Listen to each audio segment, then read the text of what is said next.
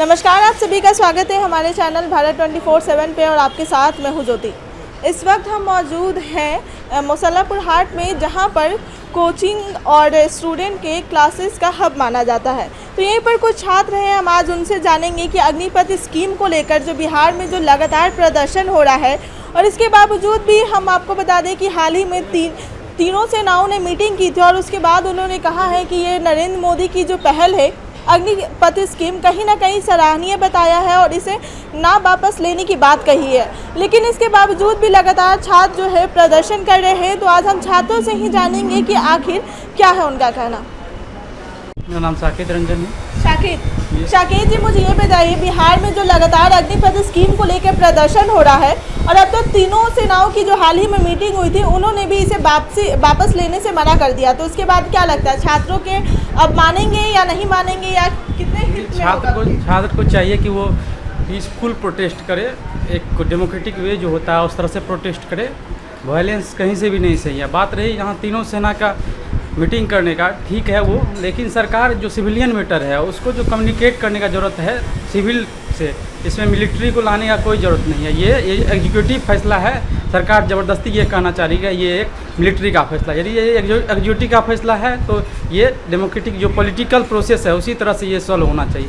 इसमें मिलिट्री को लाने का, आर्मी को लाने का कोई ज़रूरत नहीं है। अच्छा, क्या लगता है ये जो छात्र प्रदर्शन कर रहे थे अपनी मांगों को लेकर, इसमें ही कुछ ऐसे असामाजिक तत्व भी देखने को मिले जिन्होंने कई सारे जो सरकार की संपत्ति थी उसको कहीं ना कहीं नुकसान पहुंचाया, और इसको लेकर भी लोग लगातार बोल रहे हैं कि इस तरीके का प्रदर्शन करना कहीं ना कहीं गलत है। तो क्या लगता है ये बच्चों के बीच में कुछ उपद्रवी जो है वो आ घुसे हैं, या फिर बच्चों के द्वारा ही इस तरीके का ज़्यादा आक्रोश जताया जा रहा है? देखिए, ये एक स्पॉन्टेनियस था, तो इनकी लीडरशिप नहीं थी इसमें। स्पॉन्टेनियस था, देश के विभिन्न इलाकों में हुआ। तो लीडरशिप की कमी के कारण एक हो सकता है। दूसरा हो सकता है कि मास लेवल पर प्रोटेस्ट हुआ है तो वायलेंस तो हुआ है, जो बिल्कुल गलत है, बिल्कुल नहीं होना चाहिए। डेमोक्रेसी में वायलेंस का कोई जगह नहीं है, वायलेंस नहीं होना चाहिए।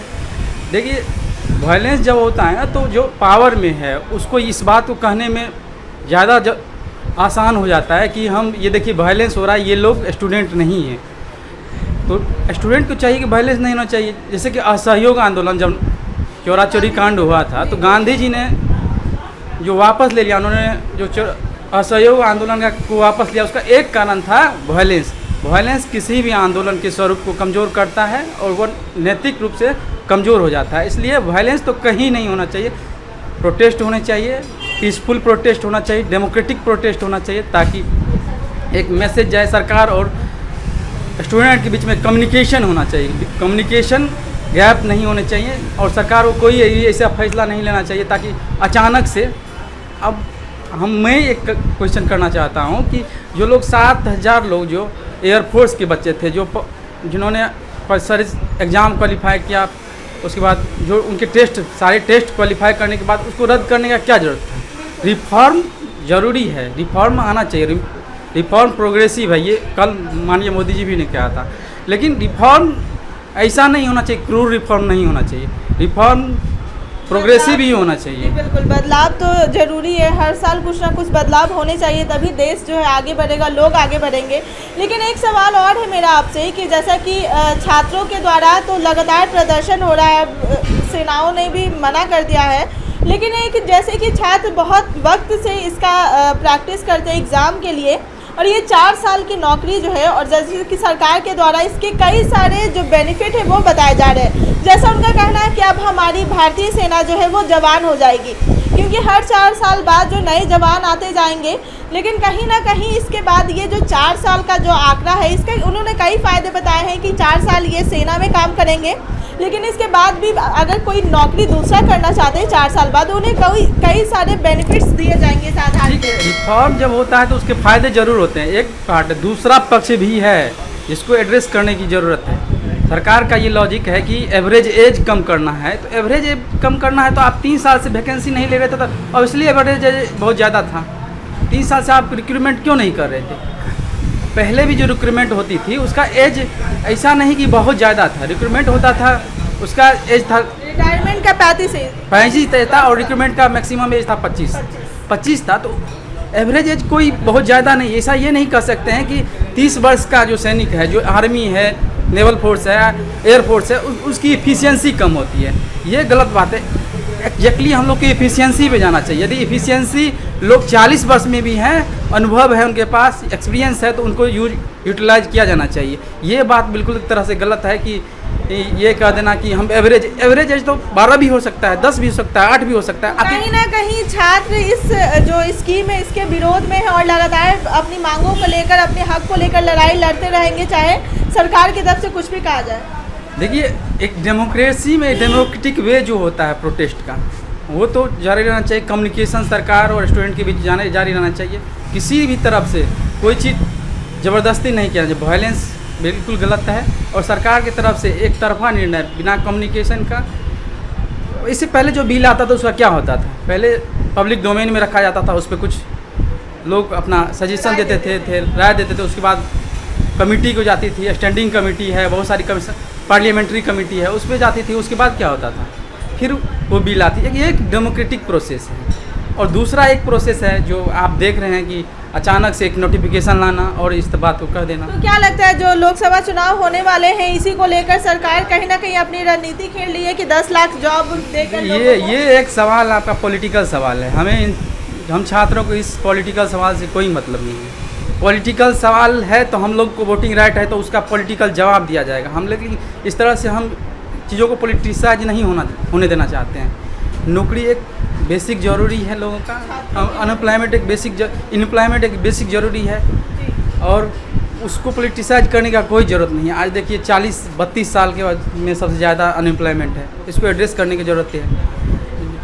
तो चलिए, कहीं ना कहीं आप इस स्कीम से नाखुश हैं और चाहते हैं कि छात्रों के हित में जो है वो सरकार फैसला ले, उनसे कम्युनिकेट करे, बातें करे और फिर जो बातें बनती है उसमें वो फैसला सुनाए। बिल्कुल, डेमोक्रेसी में जो डेमोक्रेटिक वे है उसी को, वही एक सॉल्यूशन है। दूसरा कोई सॉल्यूशन है?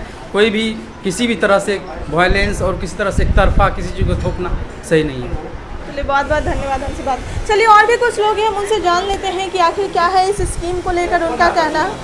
अतुल, मुझे ये बताइए, अग्निपथ स्कीम को लेकर जो बिहार या फिर सारे देश में जो लगातार प्रदर्शन हो रहे हैं, इसको लेकर क्या कहना है? प्रदर्शन करना चाहिए लेकिन गलत तरीके से कर रहे हैं लोग, जैसे रेलवे को जलाना, तोड़फोड़ करना, ये सब गलत बात है। प्रदर्शन करना न्यायोचित अधिकार है, लेकिन जो है तो गलत तरीका से करना गलत बात है। अच्छा, अब तो सरकार ने भी कह दिया है कि इस स्कीम को वापस नहीं लेंगे, तो क्या लगता है अब छात्रों का क्या होगा? नहीं, इसमें सरकार को संशोधन की जरूरत है, संशोधन करना चाहिए सरकार को। सरकार ने तो इस स्कीम के कई फायदे बताए हैं, लेकिन इसके बावजूद भी छात्र जो है प्रदर्शन कर रहे हैं। फायदे बताने से अगर विद्यार्थियों को संतुष्टि मिलती तो वो प्रदर्शन करने जाते हैं क्यों? मेरा मानना है ये।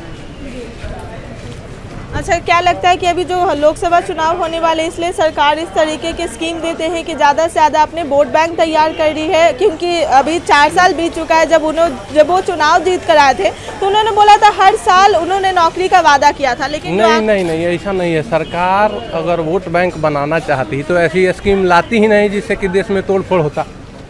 तो सरकार की भी कुछ जो है सो साफ स्पष्ट नीति जो है सो इसमें झलक नहीं रही है मेरे अपने विचार से। तो जो भी होगा वो सरकार को इसमें कुछ परिवर्तन करना चाहिए। तो कहीं ना कहीं सरकार को अपनी स्कीम में परिवर्तन करने की ज़रूरत है। छात्रों से बात करके उसके बाद निर्णय लेना चाहिए, क्या लगता है? बिल्कुल, छात्रों से बात करनी चाहिए और उनकी जो है सो मनोवृत्ति को जानते हुए आगे के कदम उठाना चाहिए सरकार को, क्योंकि ये मामला पूरे देश का है, छात्रों के भविष्य का है, देश के भविष्य का है। साथ छात्रों के भविष्य के साथ साथ देश के भविष्य का भी है। बहुत बहुत धन्यवाद। जैसा कि कुछ छात्रों से हमने बात किया है कि अग्निपथ स्कीम को लेकर के उनका क्या कहना था, क्या नहीं। सरकार ने तो इसके कई सारे बेनिफिट्स बताए हैं। उनका कहना है कि अगर अग्निपथ स्कीम आती है तो कहीं ना कहीं भारतीय सेना और भी जवान हो जाएगी, क्योंकि जो उम्र रखा गया है 17 से 22 साल के लिए, और 22 साल बाद जो है 75% जो सैनिक होंगे वो रिटायर हो जाएंगे, बस 25% ही सैनिक जो है वो कार्यरत होंगे। तो हर साल बाद 4 साल बाद रिक्रूटमेंट होता है, तो और भी नए सारे युवा आते जाएंगे। और जैसा कि सरकार ने इसके कई सारे बेनिफिट्स बताए हैं, उनका कहना है कि जैसे बहुत ज़्यादा बजट जो है सैनिकों के वेतन और हथियारों पे, सैनिकों के ट्रेनिंग और वेतन पे खर्च होते थे, लेकिन अगर 4 साल बाद रिटायरमेंट होता है तो कहीं ना कहीं और बेहतर हथियार आ सकते हैं, उनसे जो पैसे बचेंगे।